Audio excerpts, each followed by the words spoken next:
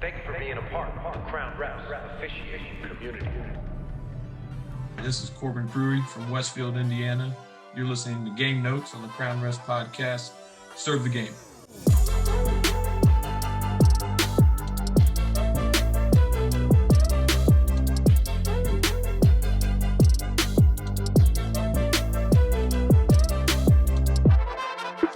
All right, ladies and gentlemen, coming at you virtually live from Assembly Hall, Indiana University. I'm here with a very young, hungry, passionate basketball official who we recently connected with through the Crown Refs IPR, Mr. Korbin Cruea. Pleasure to have you on, sir. How you doing?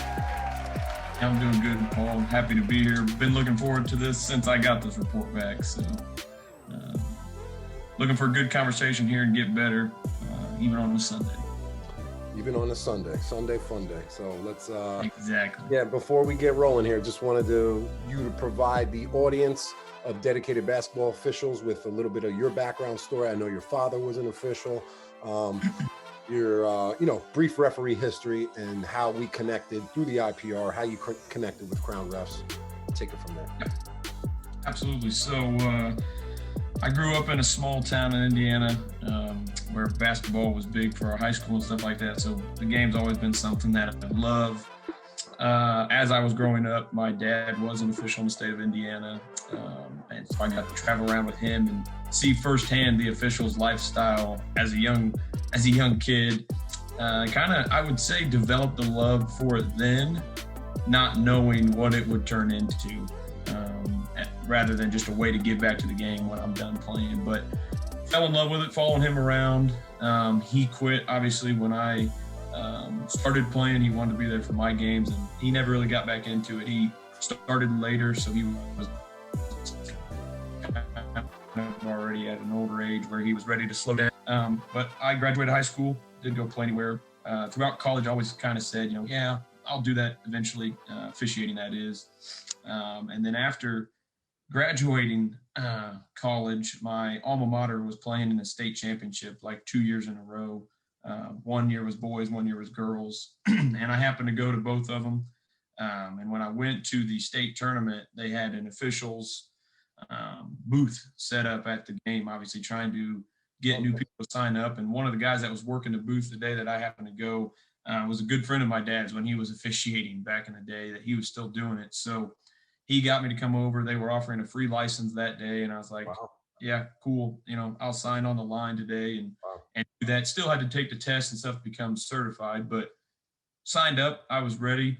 And that was kind of it. So that was in March when the state championship was going on. Obviously that license was for the next year. Again, the year came around, life kind of went on. I was still busy, probably job hunting / working for my dad at that time. And then the AD at my local high school, my alma mater, I was still living up there by Oak Hill High School, texted me and he said, "Hey, I see you're a licensed official. Would you want to help us with some of the lower level stuff that we have?" And I got to give it to him, because that's kind of what jump started me into doing this. I still it was just one of those things like I'll get to, but he texted me that day. And from that moment forward, I was like, you know what?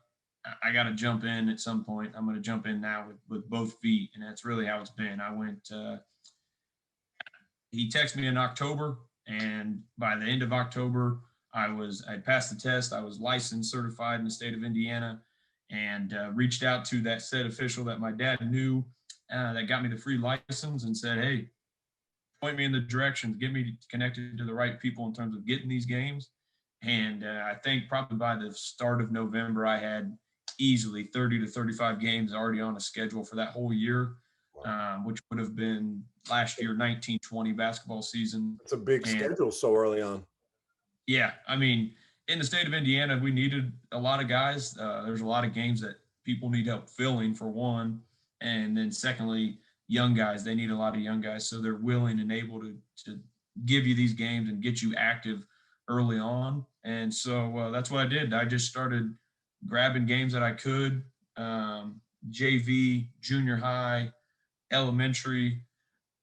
It didn't matter. Freshman, any level I was taking and doing those games as I could, when I could. probably 6 nights a week almost, especially this year. And then December, January was really heavy for me. But just instantly, I think I had that desire and that urge to be great. Anything I do, I'm very competitive for one in like a competing aspect, but anything I do, I'm going to give it 100%. And I have aspirations to be the best that I can be, no matter where I'm at. If that's the high school level, if that's the junior high level, the elementary level, I'm still that official that is present. That is, I think you can see the difference between somebody that just, it's a hobby on the side versus like, this is more for me. And I think I had that from day one. And that's got to go back to, like I said, my dad, when I was really young, following him around every Friday and Saturday night, him and I, that I could go. I think that's where it really, I fell in love with it. And as I told you, I obviously have a tradition to carry on for him. He fell up short from his goals. I think he would tell you. I had a couple knee injuries that took him out. So it's like, I got the torch now. I gotta carry it on and give it my all. So. Yeah. Oh, that's one thing about you that I noticed very early in our conversation was your desire, your passion for getting better, and that's going to carry you a long way. It's a great foundational building block, right? You got to love it. Not everybody loves this. That's why we're on the phone right now on a Sunday doing this, because this is what we love to do. Exactly. Absolutely. I know you called me last week to speak about the instant difference you felt on the court. Tell me about your games that you worked after following your IPR, how it helped.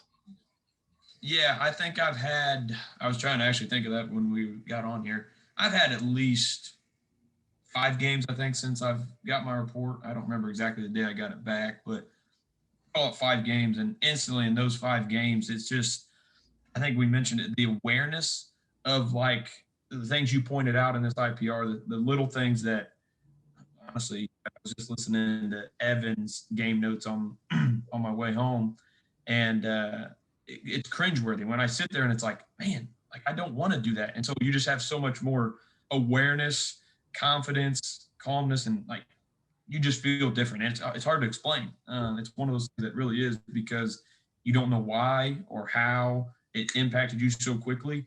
But after reading through the service, you get out there on the court and it's like, who am I now? I'm not the old Korbin of old by any means, because I feel more confident. I know the way I'm reporting and the way I'm stopping the clock, the way I'm reporting the foul, or even just the directness. I know I look and feel that much better. And so that's been the biggest thing for me. And it's like I told you, this is a piece that I'm getting so early on, this IPR service, as a second-year official. It's something that I'll come back to for many years. And I know you and I will stay connected throughout this, and I will continue to grow, use new services that become available, listen to your content, stay connected to this. And this IPR service was just one other way that I was really able to elevate my game really fast. I know there's a real informational load with the report, a lot of stuff in there. I broke the IPR record by commenting on over 39 of your plays, in-depth timestamps. So where do you want to start? I know there's a lot, but I kind of want to I don't know if we'll get to all 39, but what rung out from the beginning?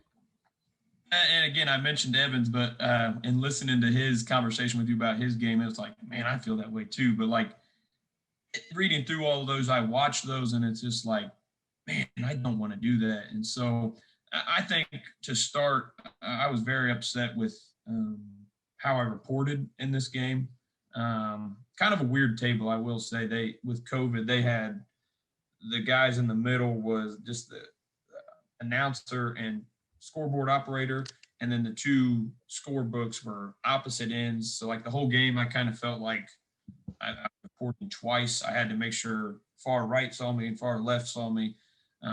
But it's no excuse. I felt very poor at the table, and then watching it, I was like, yeah, that was bad. So definitely that's been the piece I've been taking most in my games. And like when I get to the table, the old me is gone, and the new me, I think, at the table now. But To start, I kind of diving into some of them. I kind of let you Okay. lead the way, but obviously the develops into strengths that portion is where I've really dove a lot of my time into. I love the patience and pain tolerance portion that you touch on there, and that's been something I've been taking with me. But out of that, where I think I want to start getting to is you, and I have it in my notes. You mentioned in my personalized video a phrase that says start, develop, finish, decide. And I think that's kind of what I wanted to talk about and kind of more in depth. I think I understand what you're talking about, right? You know, let the play start. If we talk about a drive to the basket, let the drive start, let it develop. You know, is the defender going to get in front? Is he going to get behind and try to pull? Let it finish. Does he get to the rim, make or miss the layup? And then I got to decide, was that contact, you know, illegal or legal? If it's illegal, I'm deciding. If it's not, I'm still deciding we're letting it go the other way. I think that's kind of what you're talking about, but I'd love to kind of hear more of how you can Yeah. shed some light on that. Every play has a start, a middle, and an end, right? So when we say start, develop, finish, we don't want you to cut the movie short. We don't want you to decide in the middle. Sometimes you have to decide in the middle, right? If it's obvious. But this term is meant to give you a more patient whistle and to let plays develop and then finish. Once they finish, then we decide. We don't decide as they're finishing, really. We got to let it end. So this term is just about adding patience and more time to a play. The longer you can watch a play, if me and you can watch a play for 5 seconds versus watching a play for 2 seconds, we're going to have more information on the 5 second play. That's the concept. The more info, the more time. Time equals information. Information equals better decisions. The more information. Okay. Yeah. Again, you're gonna have Great. plays where we stop it right at the start because it's a quick whistle. We had to, right? They're gonna be plays where we didn't let it finish because there was illegal contact before that. Maybe not necessarily applying to the start, develop, finish, decide. You know, so giving it that extra second. And one more tip is I think you have more time than you think you do. During a live ball, everything feels faster, right? When you watch it on film, you'll say, wow, it wasn't as fast as it felt at the time. So just remember when you're watching a play, just tell yourself, I have more time than I think.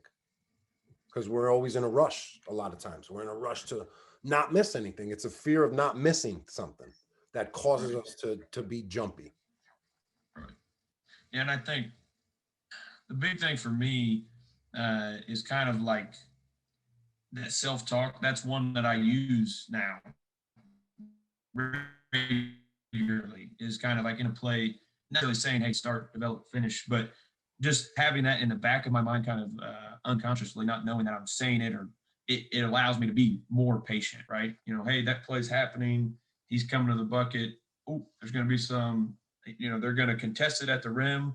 Let that finish, and then I can decide whether that was illegal or legal. Rather than I think you could attest to in this video, I'm probably in the midst of his layup, you know, stopping the play short, you know, whatever it is, just like you're saying, that extra half second to let them both come down, the play develop, and then once it's over, then I can pick it up if I need to, or like I said, play on if it's legal contact. So Yeah, think about it. That's been big. I wanted to shine some light on that. No, it's a great point. Great point to think about. Think about a cheap N1. Think about when you call it, let's say A1's going for a drive, going for a layup, B1 a little swipe down on the arm, right? Swipe down low, and you stop the play. You call a foul there. Next thing you know, puts it in the hole. No rhythm, speed, balance affected, and you're like, damn, cheap N1. It's because you didn't let it. You didn't let it finish. If you would have let it finish, that play wasn't finished there. Let's see what the offensive player can do. Are they strong and talented enough to play through that incidental contact? Give them a chance. If they can't, then there's your answer. But if they can have that pain tolerance, have that patience to allow them to finish the play. And then we're like, okay, play on. We're good. We can survive that. So And that's I've been able to do that more often now, obviously, since shining some light on that. I know exactly the play you're talking about, type of easy, oh, he did touch him, I'm going to grab that because I just saw it, versus, oh, he went up and didn't even realize there was contact. Maybe that was incidental or marginal contact. I didn't need to grab that one necessarily. So it's been good. I feel better about it. good. With officiating, we have one piece of equipment, which is the whistle, right? But there's a real skill in the art of the no call. And I don't think we speak about this all the time. Allowing plays to play on, having the pain tolerance to no call incidental marginal contact. Got to have that filter and that gauge to think of a line. Think a line in the sand. On one side is incidental contact. On the other side is illegal contact. You want to allow that contact to reach all the way up to that line. If it touches the line or goes over, now we know it's illegal. But anything under, right? This is like a mathematics graph right now. We're showing you on a chart. I know you're visualizing this right now. It's very simple. It's 2 lines, incidental or illegal. Wherever, follow it, see where it goes. If it stays on the incidental side, it's a play on. If it crosses the meter into the foul territory, legal contact. Just trying to think of different ways to explain it, provide a little more perspective. Yeah, and I'm a very visual guy, so I appreciate that for sure. I learned visually. So for game notes, I want to do it a little bit differently. Instead of just watching every single play and scrubbing to find the play. So I want to talk about as many plays as we can, and the ones we need to look at will go. So I'm just looking at your timestamps here. Opening tip. I've never seen an official in the history of officiating start a game by not standing on the division line. You entered through a side door. So make it look more official. You have a road. The road is the mid-court line. Follow it right to the players and stop at your destination instead of like coming through a back entrance. And then the way where you blew the whistle was like behind the players. So again, this is a very small thing, but just make it look more professional and official. Right. Yeah. And you pointed that out, and I was like, yeah, that looks bad. And again, cringeworthy word. I think Evan used it pretty great. That's what I said to myself many times looking at some of these. So is a good thing long term. Short term, exactly. It burns. Short term, it burns. But remember, I've seen many cringeworthy moments myself, so it leads to learning. So that's good that we highlight this. It's a temporary burn. Yep.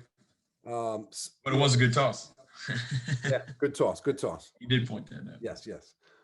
Tapping your pockets. It's a CYO inexperienced thing. We've all done it. Working rec games, there's a million jump balls. We forget about them, so we use reminders. We use a wristband. We use something in our pocket. I used to use a possession switch. That's all cool. That's all fun and games. As you move up the ladder and do college games, you're not going to be doing that. So let's work on it now by just remembering. Plus it makes you look uncertain. If we have a jump ball, I stop the clock and now I'm playing the drums on my quads, tapping to see where my rubber band is. One time I couldn't find my rubber band and I was tapping and everybody was waiting for me while I was tapping. So this, these experiences are what lead me to have these thoughts, Yeah. And when I watched it, on the court, I don't feel like I'm making that big of a distraction, I guess you could say. But then watching it, oh crap, that looks bad. So I watched that, and it's actually a needle for me. I still take the needle, but again, I don't really use it outside of like quarters, not necessarily even quarters, but halftime. I use it. It's a big one to tell myself, hey, we got white coming out. I'm going to go in here and relax, and I know when I come out, all I got to do is know it's in my pocket and we're going that way. So. Listen, if it's subtle, it's fine, but we don't want to make it super obvious. It wasn't at that timestamp. It was bad. It's all good, man. What's bad will become good. Right. Or great in your case, because I know you're looking to be great. Do you want to go over any signals before we look at some plays? Yeah. I know that was one of my main One of my main takeaways, and I mentioned it probably 10 times, was excess signals, excess signals. The reason why I'm telling you this is to simplify your job. And so you can do less, because there's just, you're out here over pointing, over signaling. You want to take a look at your hit signal? Yeah. And I've been working on that one a lot more, but, direct out, and then we're hitting and it popping off, if it's two shots or whatever, but just punch out, punch over. We're done. Both arms too. Yep. Yep. And that was a big one you pointed out. Like especially on the court, I like to be ambidextrous of like whatever the table side is or the way I'm going. So if I'm reporting a three, I go up this way and I'm going to be going off to my left. If I'm reporting it, I'll go this way. But reporting, I never really thought of as much. And so it was good to read this report and be like, oh, can I hit left-handed? And so I've been going here and hitting here a lot more and putting this one out and hitting here. That's obviously more natural. I'm right-handed. I like to hit that way. But again, when I go up to the table, sometimes I got no problem punching out left or my right hand and popping off with my left. So it's felt good. That was a good one. If you notice the book, it gives us the signals in a picture, right? It's a still picture. It doesn't give you a video how that referee got to that position. So for instance, the hit just shows you this. How we get there, that's up to the official. That's up to the talent and the strength of their mechanics. So it just takes practice. So the pop of the off arm is just a little tip to get you to the finish. Same thing with that hold, that popping out of the wrist. Let's check out your hold. So we're going here, and I'm a big grabber, and we're just grabbing. Hold. Right, are you going to put your fist out first without grabbing it? No, it's kind of simultaneous. Like as a report. Yeah, white 22, hold. Like kind of from my chop your pinky off. Chop your pinky off. I need to, dude. I don't know. When you held your wrist just now, you had the pinky out. Closed fingers. Yeah, white 22, hold. So mine are gone. I can attest to that. Mine are gone. It's like not tucking your shirt in. I look at it the same way. Your shirt's sticking out. Your fingers are sticking out. Right. So I've been working on that one. So hold. Clean, much cleaner. It pops. It's kind of like the push you mentioned. I kind of developed that with my hold. So after coming out of the numbers and the team, it's kind of like hold, like stepping in at that table and going hold right here. So that's kind of been a step that I took it a little bit further. I mean, I want to look good here, but then again, to make sure it's a strong report, it's putting it right at him. Hey, he held him. So yeah, take that. Yeah. Hold that. No pun. Let me see your push. Okay, so the push, and I'm sitting down, so it's a little weird, but you're here, and hold on. Real quick. Can you close your fingers? Even there, I don't like open hands because it looks like I'm coming to grab your face. Close them, then push it out. But your push was starting too high. Keep it right under your armpit or right at your chest. Okay. And then step into it, and it's a full extension. So your arm straightens. I notice a lot of officials, they don't straighten the arm. It's just 22, and then it's a soft, their hands move a couple inches. The more range we show, to me, that shows more strength. Correct. And I've been doing that. The step was a big one too. And I think that was the awkward piece of it, right? Like you don't want to, before I was stepping, I didn't want to get off balance. So when you pointed out hey, take a step with it and show right. Again, kind of the same thing with the hold. I'm coming right at you with a hold. I'm coming right at you with a push. Across the board, that's kind of been the confidence and the stuff that I take away from that as hey, right at you, push. Push. So another little tip for the audience to improve your push, just add a step as you're pushing. Step towards the table, step towards the push. Right. Remember, focus on one signal at a time. We don't want to look like a runway controller where we're using both hands. One at a time. Stop the clock, point one hand, point to the spot. Try not to left, right.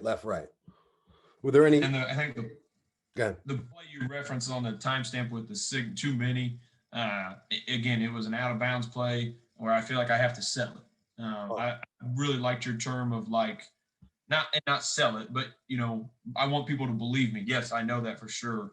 Whereas what you say is, we believe you until you give us a reason not to. So if I did, we're going this way, and then if somebody wants to say something out of bounds, he hit it out. White hit it out right here.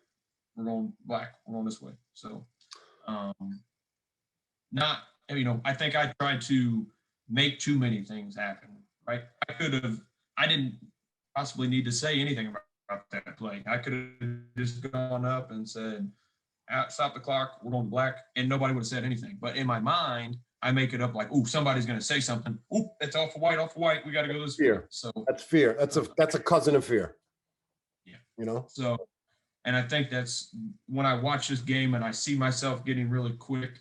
That's what I'm telling myself is like, oh, I gotta sell this one. Or when in reality, I got the stripes on. I'm going to make the call that I have. If somebody has a question, we'll talk about it, and I'll tell you what I had, but I don't need to say every play, every out of bounds. I don't need to point and get the other way. Some of them are just up and going the other way. So, yeah, I put a real interesting post out the other day about selling a call. Did you check that out? Yeah, a little bit. I think I was in the car when I saw it, but I need my weekly thing I need to do is go back and look at in more detail the content you posted in terms of those. So the caption I wrote was, the best salesman never has to sell anything because they already firmly and truly believe in the product. These are just sales terms, right? Sales philosophies. Think of our calls on the court, our decisions as products. And if you're 100% convinced that it's a quality product that you have, it sells itself. Right? So just keep in mind that overselling usually is directly related to incorrect calls. And it's, because it's usually done as a way to kind of cover up a mistake or something that you're insecure about. If you just prepare properly, you're not surprised by anything, you're consistent, you focus on simple strength, then it's just, you're on the line all the time. There's no revving it up or digging deep to, exactly. show something explode. That's a good one. Right. I like that. I like the terms. And again, I think for me in a game, the self-talk kind of pre-game I like to give myself is kind of little stuff like this, right? So it's like, be confident in what you call. That sounds okay. But, when you kind of talk about the salesman term, I take it a step further. Hey, be confident in the product that you're going to put out there in terms of the calls that I'm going to make. Be confident in what you saw. And then you don't have to ever go back and be worried about having to explain that to somebody. If I'm confident in the product, I like that term. So another piece of when I'm sitting in the locker room, in my headspace, talking to my partner that day will be something used regularly in terms of, hey, you don't have to sell this product. It's already a good product. Just put it out there. I've spent a lot of time on this topic. I've studied a lot of game film and a lot of officials, who make a questionable / what I perceived was the incorrect call at the time, and then just overdoing it on the other end. And I'm like, wait a second, I'm drawing a correlation here between getting a play wrong, simply getting a play wrong, which we all do, and then like extreme over the top signaling. So I'm just putting these together and I'm saying, wait a second, they're related. This makes sense, So I started to think down more of those lines, and then just trying to communicate this clearly. I know a lot of officials think like sell just means to, be believable and show your strength. That's great at that definition, but then it starts to bleed into the oversell and just too much stuff. Just be business-like approach every time. And I feel like in the calls where I feel like maybe I guessed or I cut the movie short, right? I didn't let it actually finish to be the real contact. That's when I'm like, oh yeah, he hit him, right here on the arm, right at the exactly. Rather than just like, he didn't make it. We're gonna go to the table, report it. He hit him, 2 shots. That's the ones where I'm like, yeah, right here, right on the arm. And so, like you're saying, there's a direct correlation, and I can feel it myself when I don't feel confident about the product I put out there. Mm-hmm. Definitely, even before I get to the table, when I'm standing there so sped up, so scared of like that fear of like, crap, why did I pick that one up then or something like that. So the correlation you're talking about, for me, I can feel it. And that's what I've been working on more, patient and not guessing. Not that I try to guess, but don't make, what's my statement is, make them make the play that I see. Don't call something that I thought I saw or anything like that. So again, going back to that, that's been big for me is watch it, watch what's in front of you. Don't anticipate or make anything up that you didn't see. So Yeah, don't anticipate the foul, anticipate the contact. And that means you have a great feel for the game and you know where the flow of the play is going, right. meaning you know where the defender's arms are going, you know where their hips are going, what the contact might look like. You were a player, so you know where the play might go. You know what the offensive player is trying to do. Oh, he's trying to do an up and under reverse here. So now I got to watch for the secondary defender coming over for that swipe down low. Or goaltending on the primary jumper. Let's look out for that as he lays the ball off the hoop. So just little things you're anticipating, but not anticipating having a foul. I've never used the term product to describe our calls, but I think we're onto something here. I think that's some good terminology. I'm not a sales guy, but I'm a mortgage loan officer. So, my daily life, I talk about, different products that I could put you in to get that house. So again, taking the stuff in my head and just applying it to other aspects of life, it's easy and good good for learning, I think, for myself. So, I used to be a salesman and I hated it. So this probably contributing to my philosophy about not being a salesman in officiating. I right. never liked having to go out there and, I could either have a great day and earn a lot, or I could have a terrible day. It's just so up and down, no consistency. That's probably why I don't like salesmen. Yep. I get that. All right. Well, let me share the screen here. Let's take a look at some of your plays. I love listening to him. I told him that used to be one of the, when I early on started listening, I was kind of it's hard for me because I told you, I'm visual. Yeah. So a lot of these conversations some of it has to do with just high level basketball officiating, but some of it about direct plays in the car when I'm listening more often. It's harder because I want to be able to go watch this session on Zoom that you have with them. So, but no, they've been great here recently. I was listening to Evans, like I told you on my way in. So let's just talk about the illegal dribble that you called. Do you think it was the correct call? And what do you think of the way you communicated that? So yes, definitely an illegal dribble. I don't like the way I presented it. It's kind of hard to see in the camera, but the dribbler was dribbling and then he pinned it on his hip. Okay. And then back down. But my question here is, we're calling it when the ball is loose. Okay. It's so I think I was probably a little late because as I'm running down trying to get into trail, I'm watching that dribbler and he pinned it, and then he got it off of there quick and lost it because it came off his hip, obviously, and need it, I think. But so he puts it on his hip and then loses it, right? The ball is loose here. Okay. So did you think the on the hip was the travel or the end of the dribble? Because it looks like a fumble, which is accidental, right? Right. And again, looking at it, I think it's very marginal, and I'm not happy about the pickup as much, but I had him putting it on his hip and then trying to put it back down versus more so, not so much the fumble. It was more so if he had it on the hip and put it back on the ground and happened to lose it. Okay. All right. So but again, it was just rapid signaling at the end. You pointed to your leg too, which was a little confusing. You just pointing to where he kind of held the ball. Yeah, we don't need that. That's excess. Exactly. That's part of selling the call. So we just need the stopping of the clock, the illegal dribble signal, strong point, and then to the spot. Your point there was a little quick. It was just an arm raise. I want to see you bring it to your shoulder first and then pop it outward. Yeah. So we're not just raising an arm because there's no athleticism. So here, then we're out. Yeah. We're here getting it out. Okay. See the way you just pointed for the timeout with the palm down, kind of over.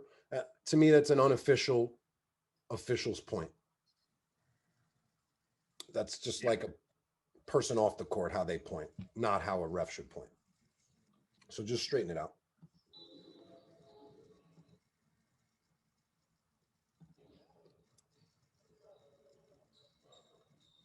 Good hand count and good out of bounds mechanics. There, we like that. Love everything. Let's look at 623. You have a 3-point, let's see, I wrote 623 3-point mechanics. We love everything about your presentation. Perfect. Loved your marking of the 3-point. Loved the way your arms looked. You looked like a football official signaling extra point or field goal. Copy and paste that. Yeah, I feel like that's one that I definitely love, the strength of it. Remember, in the lead, we can help out on the make 3-pointer if it's dead corner, but we're never going to mirror the make. I'm sorry, we can help out on the attempt, but we're never going to mirror the make in lead. Okay? And that's one I've definitely been aware of since this. All right, 747, we see more excess signals. What do we do here? Okay, so yeah, we're indicating it's a 2-point goal, which is fine if it's a borderline 2-3 where my foot is on the line, then I can let everybody know it's just a 2. But there's no need to indicate an obvious 2-point attempt. Okay, because that's an elbow jumper. That's not a 3. We all know that. Right. And he didn't even make it, so we don't need to signal anything. Right.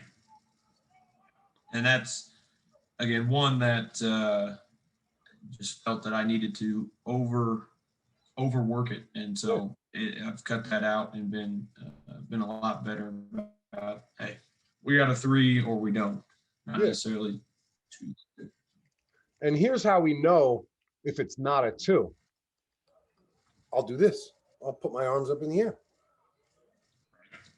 If I don't put my arms up in the air and it's not a free throw, then we all know the value of the goal is 2 points. So that's been good to take out of my game. I feel better about that. Good.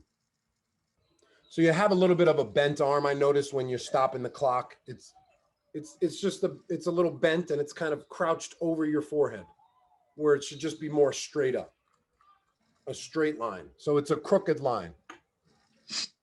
So maybe just don't be in such a rush, because I noticed you doing this. Your hand rapidly goes up in the air one time to indicate a timeout. Coach wanted it. You were like immediately put the hand up. So I guess it's just slowing down. Ball's out of bounds. Dude, white ball. Right. Not dude, white. Again, yeah. And that's been exactly what I've taken. Like from your video, I loved it. I love your whistle. Your animated whistle that you put in our videos. What did it sound like? What did it sound like? But like that pause, like, the whistle comes out so fast, but like when you do that, it's like, I'm putting the arm up, relax, slow down, whoop, then we're going white or, red, whatever we got. So it's a lot better that way in terms of made me be patient, like when you put the whistle there and then go this way. So I attach about a 10-minute personalized mechanics video inside of the IPRs. And I do a new one for each official, kind of mimicking their signals on what I saw that game and then kind of what they can add. Did you find that video helpful? Oh, yeah. The video, you point these things out here, but then take it to the next level of showing me what you mean, right? Like, hey, you're doing this. Like, I can see that in the video, but then when you take the time to do the video, like, yeah, look, slow, and then we're going to put it here. You're not slow, but patient. I can get it all the way up there. I don't have to stop here and get going this way. I can just whoop, and then go in that way. And again, you pointed out the push, the hit, all those types of signals. I'm a visual learner, right? It was one thing for you to say, hey, pop it off and hit it. But when you say that and show me, that's where I take it and can really use it. Well, that's the unique thing about the report is I'm overloading you with information. It's written information, it's video information, and what we're doing now, the back and forth, the audio, the live feature. Because, we're visual learners. Not everybody, I try to, if I can provide more layers of instruction, then it's only going to give you more learning. Absolutely. And that's the greatest thing about it. And the reason I jumped in at the first chance I heard of the IPR service. You were quick. By the way, IPR number 30 was Corbin James Clark. Let's call him Corbin James. Okay. He introduced me to his best friend of 2 weeks apart in birthday. And his name is James Corbin, which is you.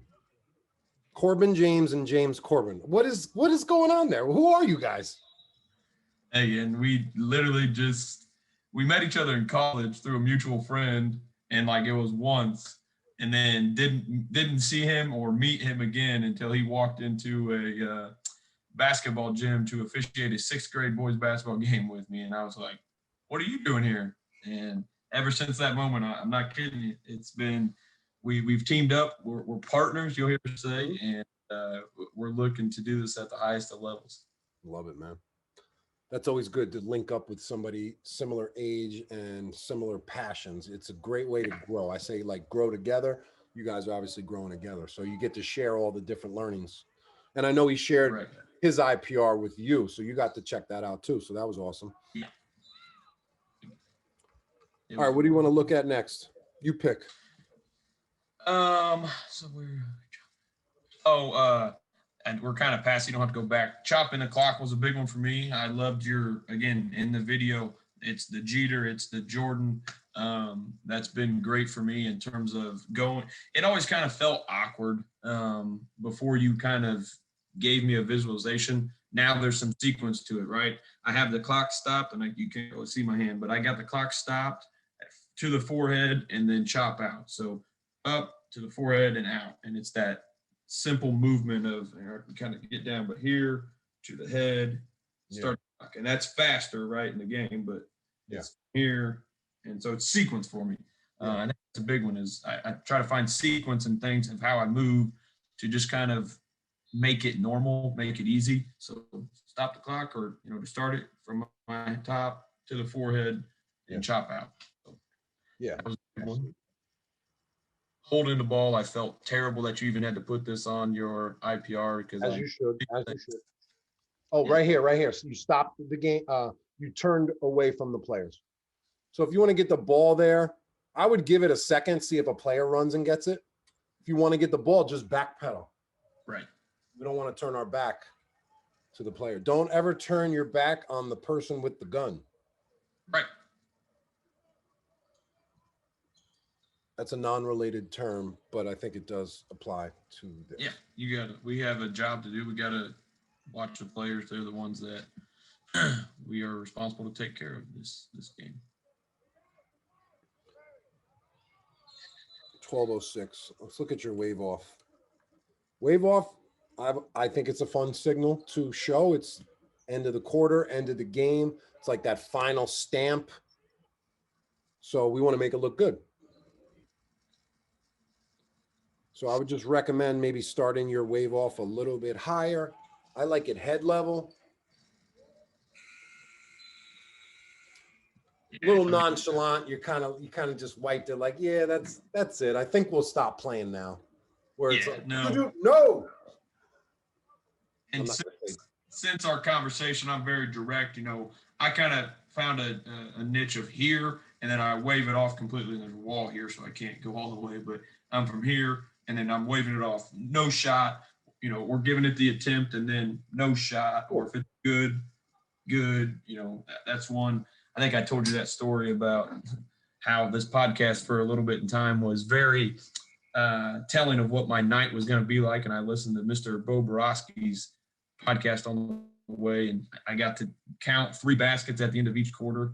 Mm-hmm. So again, this one is one I want to be very direct about. So I start here and wave it off, very direct. Just keep it. If you want to go chest level, that's much better than waist level. Yeah. Like I said, I like mine a little bit higher, but you want to stay right around the chin. That's good. Just make sure you finish your arm out, almost like a hand count. You're not going to stop your hand count halfway. So let's not stop our wave off halfway. Boo. And also hold it 1 extra second up top. Yeah, don't just drop your arms immediately because someone might look and totally miss it if it happens too quick. So again, big, loud.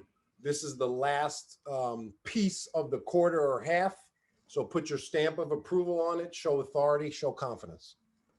I want to hit on like new themes. So some of these touch on things we've spoken about. So let's try to search for some new content pretty much.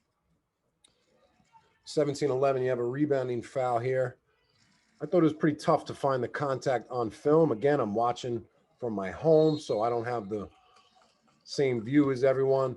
But if we can apply these principles that I added in your notes, where we stop the clock with the outside hand, same hand is then now going to point, new direction.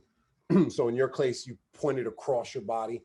We don't want to point across our body. It doesn't look as strong. Sometimes it also takes our eyes away from what we should be looking at. So keep everything with the outside hand there. Right hand should stop the clock. Right hand is going to point. While you're pointing, you're vocalizing. Usually I say that way, or blue ball, or that's a foul. Just something in the moment to let everybody stop playing, to make everybody stop playing while I'm pointing the new direction. Yeah. And then indicate the spot. And also I wrote, eliminate that slapping hit signal. Yeah, open in. Yeah, it's like that karate chop. Yeah. So let's watch this again. Do you see illegal contact here? Going back, no. Why not? Huh? Why can't you see it? Oh, I'm too high. Too high. It's a crowded lane. I personally think you're just stacked to where the play occurred. And Yeah. kind of guessed on it. And that's why you were a little salesy with your across the body going the other way, right? Makes sense. Yes. And in the moment, I thought there was more of instead of jumping up, he was jumping to. And again, going back and watching it, it's one that I Yeah, think, you are too high up too. You've got to be foul line extended here. Yep. Let's see. Drive to the basket.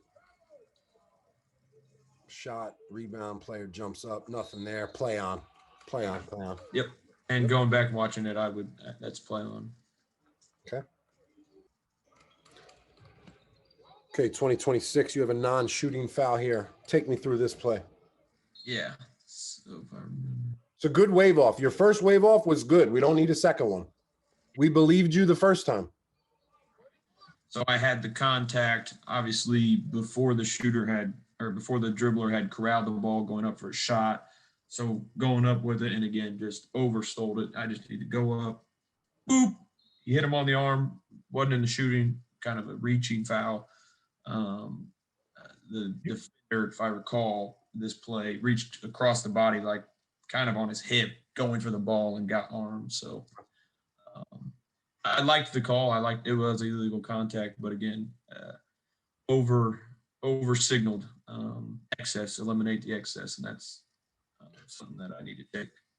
Your first three steps were correct. Stop the clock, wave off, point to the spot. Job complete. Job done. Now we're adding excess to it. We're muffling things. Yes, it makes it very hard to understand what's going on. I'm cluttering the game. Mm-hmm.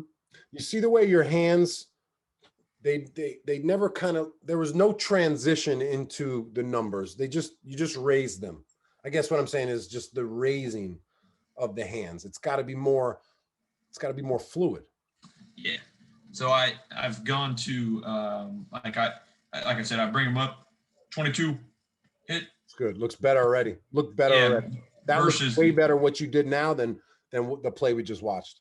Yeah. Versus they kind of just came up last time and here you go. So no, kind of just trying to develop, bring them up like this and pop out whatever number I need. White 22. Hit. So. And that looks more sure. Yeah. Like I believe you much more the way you just did it versus the play. That at the table right there looked awful. So 2354, I wrote chop the diagonal point. You pointed diagonally in the air. Just drop it shoulder level. Shoulder level is a cue for you.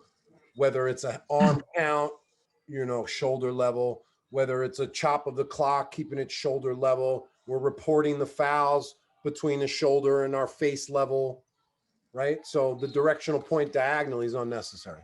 It's not an official point. 2604, report what happens. Looks like A1 gets pushed from behind, so we should have a pushing foul. Remember, blocks only happen on the ground. So if contact happens up in the air, it's usually not a block. Right. And that's the the point I wanted, like in the video when you mentioned that, that's something that, again, I've taken as a generalization and really been more aware of, right? So if you got contact where they're jumping and, he gets displaced this way, well, that's more of a push, whether it was with his hands or his torso. It's more of he pushed him, not necessarily body contact. And so I'm much more confident, obviously, as you can tell, in my push. So I've been more aware when that contact isn't the defender sliding over late and clipping hips. It's more of a jump and they push into each other. Well, I'm going to the table and telling them it's a push. So I liked the way you worded that for me. Just think of this concept: back contact, illegal contact to the player's back. It's not a hold. I can't hold your back. I'm not going to hit your back because I can't see the ball through your back, right? Hits are usually reaches or block shot attempts.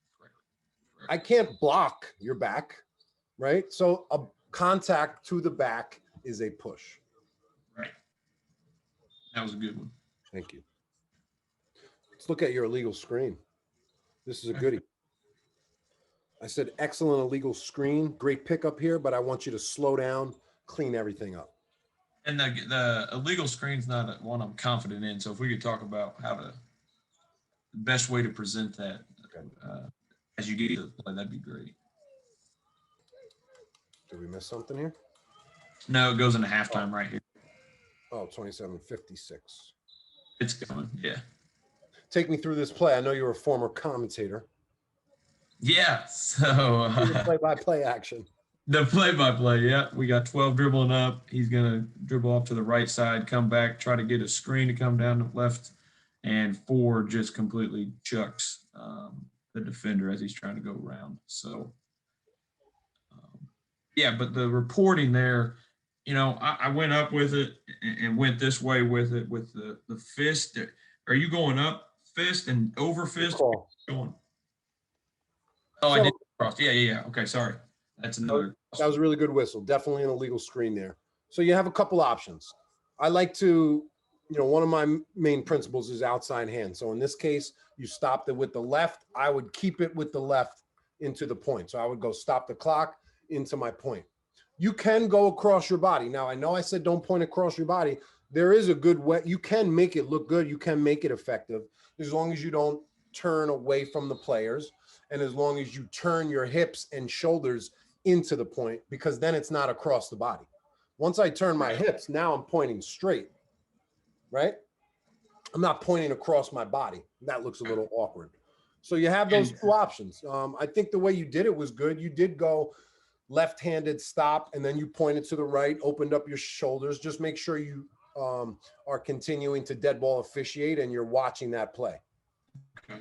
Now, what about at the table? Like I go over there and it's 4, it's white 4. Is it just a legal screen and I point, like open fist, or what would you say at the table there? What's the team control foul signal in high school? Team control? Yeah, what's team control foul in high school? The fist, because this player, so then. So you have a few options again. You can just go to the table, white 22, and present your fist, which means team control foul. Yep.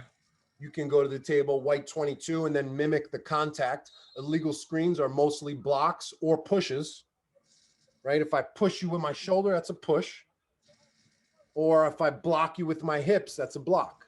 So you can go white 22 and then show your hip contact while saying illegal screen, then show your team control foul. So it's a block into the punch. That's what I used to do. Worked out pretty well. I thought it was a pretty clean look. Yeah, because I don't feel confident at the table, or I don't like the way it looks of just, white, 4, legal screen. You know, I kind of like how you're saying, that one was more so of a push. So it could have been white, 4, push, team control, we're going this way. I like it. Make your push wider. Your push was a little narrow. Yeah, I was trying to keep them on the screen. Yeah, but the concept is right. Yeah. So I would add that. Stop the clock. Point the new direction. So at the table, I would add numbers, color, numbers, foul type. Sorry, scratch that. So at the table, I would do what we just said, where you're showing the numbers, showing the foul type, block, or push in addition to the team control signal. So I think if you add that, you'll feel more comfortable at the table. Beckoning the subs, that's one that I've cleaned up. Versus here versus, you know, hey, come on in. Right. Is that what you did in your video? Come on in. Well, I've been noticing some IPRs lately. It's been, you know, I speak on trends and common themes that I see. So I noticed beckoning in the subs, like you're pulling them in the side door. Like, guys, hurry up, quickly, come on in, run. You know, that I like to have fun. So that's where my mind takes it. Right. But at the end of the day, just being big, open, inviting, open hand, pull them in, show confidence. Instead of like, I think I can get you guys. I think I have a spot for you here. Here, hold on a second. Here, come on in. One more. Yeah, one more. We can take one more. Oh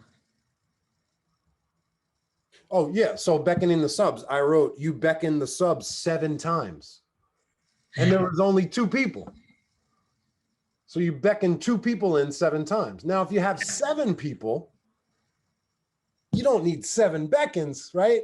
But I could understand that a little bit more.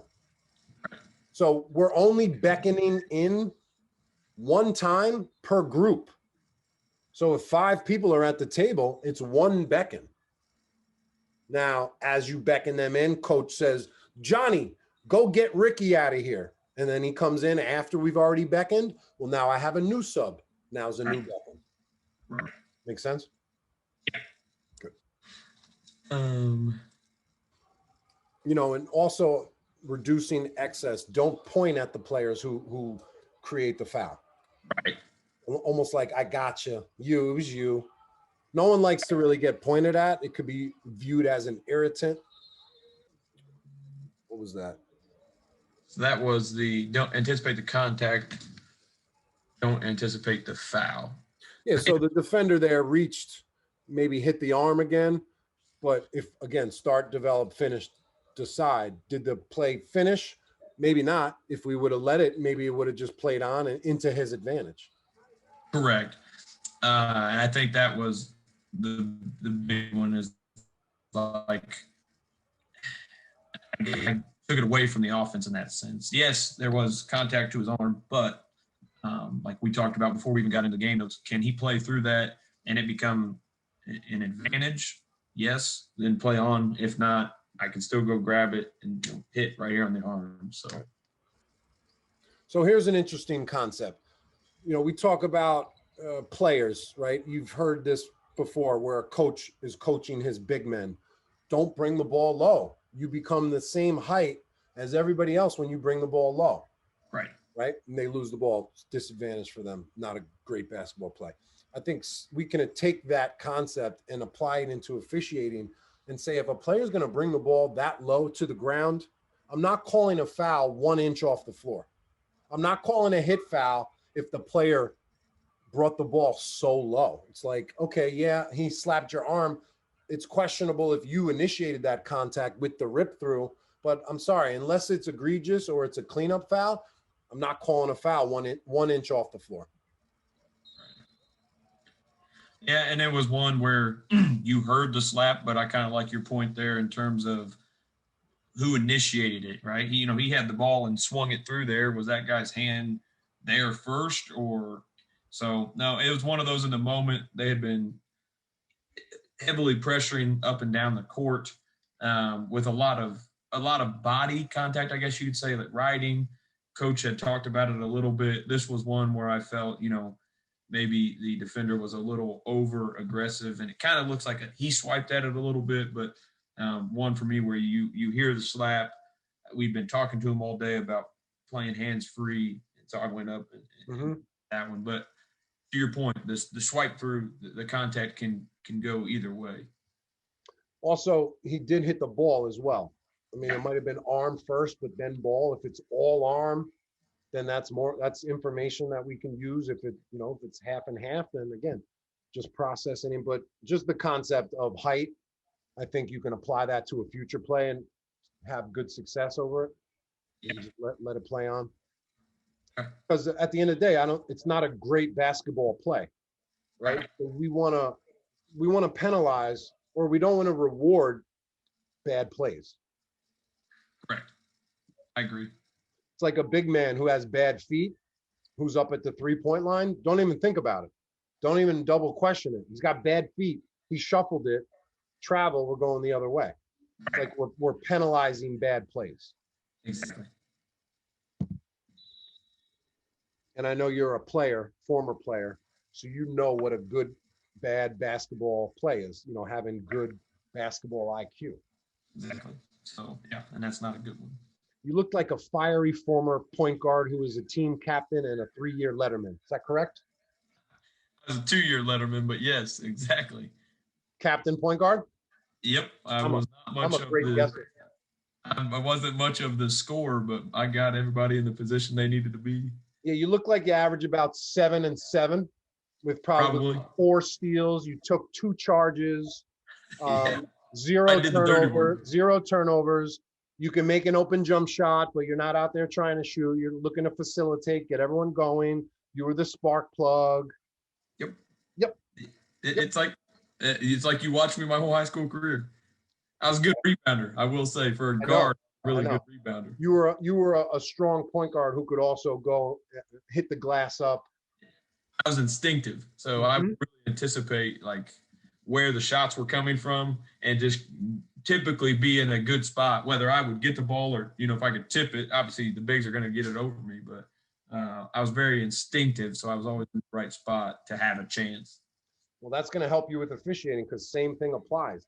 Now you're applying it under a new lens. Right. So So 45-36. We have a backcourt play here. Okay, deflected. So you indicated the ball was deflected. Did you think that should have been a backcourt violation?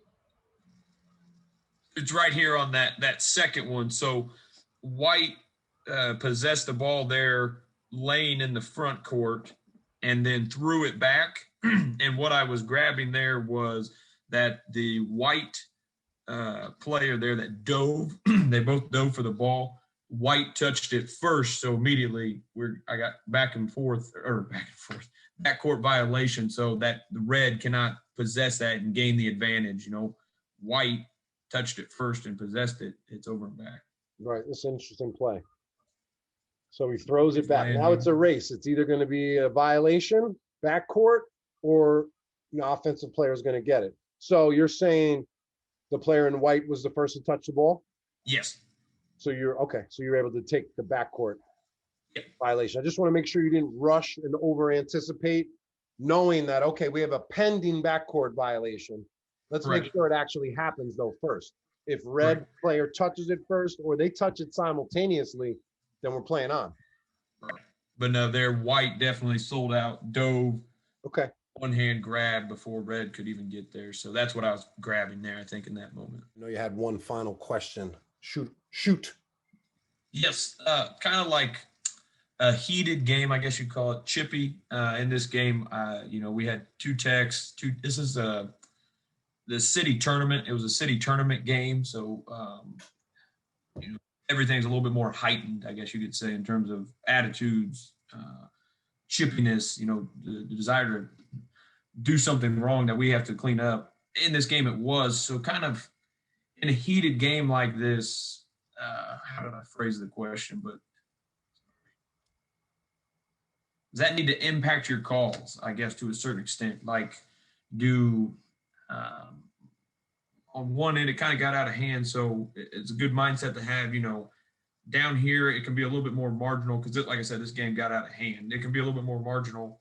Whereas on the other end, this other team that's fighting back, where that's the coach we teed up. do you have to be a little bit smaller, get the littler stuff? Kind of take me through something like that, I guess. I mean, I never go into a game saying, oh, we got to go get the little stuff. We got to get this. We got to clean this up. It's just really just a play by play, possession by possession, and having context for the game. Like you said, you described the setting. It was an intense setting. So you're going to have a little bit more heightened sense of awareness, right? But what I would lean on is being more proactive with your voice.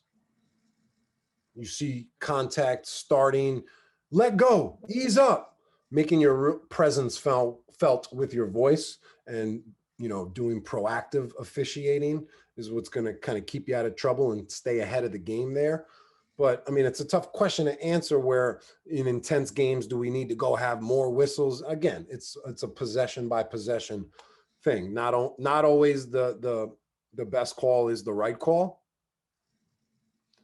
So if you feel like it's getting chippy and you needed to stop the play there because it was a cleanup foul or whatever, then you did. But we don't want to put whistles on things that are not illegal. Right. And I guess the part, it's like, do I get something that is still illegal contact, but is it the marginal ones where we're kind of like, can this guy play through this? Can he not play through this as an offensive guy shooting? Because if I let them believe that, hey, you can hit him on the arm a little bit, and if he can play through it, I'm going to let it go. Well, then the next time they come down, they might just be upset enough. Instead of one hand, they're grabbing with two hands and, throwing his arm and, trying to not hurt the kid, but getting more aggressive with what they can get away. Then you have an intentional foul if that happens. Right. You're not going to look back at the no call and say, this is why they're doing this. Right. Again, this gets down to possession by possession. You told me what happened on one play, and then you told me what happened on another play. We had a no call.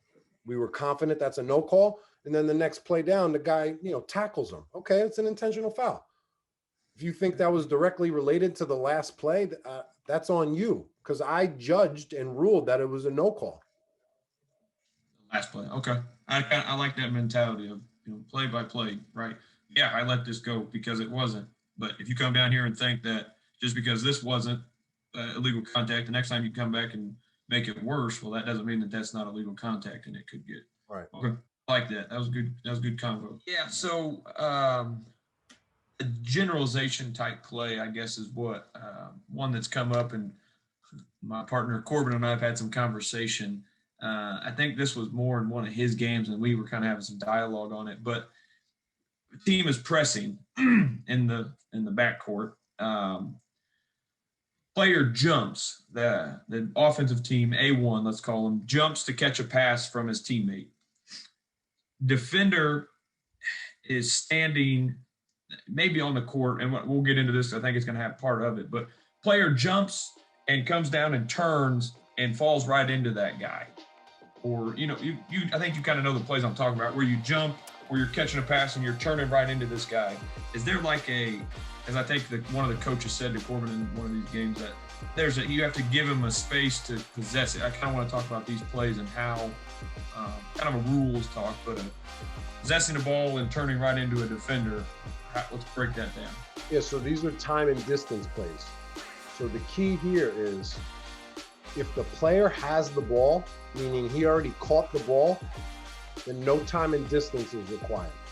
So if you jump in the air, you catch the ball, I obviously have to give you landing space, right? But once I do, I can, hold on, there we go. You still here? Yeah, I'm here. Yeah, so these plays are all about time and distance, right? If the player has the ball, then no time and distance is required. So you have to let them land legally, but then you could be in your legal guarding position as close to him not making contact. Now, if the ball is thrown, you're jumping in the air to catch it, but you still don't have it, I have to give you time and distance to land free of contact. So that's the main criteria with these plays. Does the offensive player have possession of the ball? Right. If they do, there's no time and distance required. Right. And I think that's the biggest piece. That's a good point to differentiate. If he's caught it, you can be right here in that contact. You have to officiate that contact like you would kind of sort of, a block charge at the rim, right? If he's catching it, you're set up. You don't have to give him any space. If he turns and runs you over, player control. All right, well, it was a pleasure working with you, man. I love your energy. I look forward to helping you more and more and growing this relationship. Appreciate all your support. Crown Refs podcast is going to be a big part of my officiating career, man. To learn, grow, develop, and keep every day getting better. This content, it's second to none what you got going on here, and I'm happy to be a client and a lifelong supporter. I wish I could have got in sooner. I know I kind of picked it up in year 2, but still a supporter through and through. Well, I really appreciate that, and you're here at the perfect time.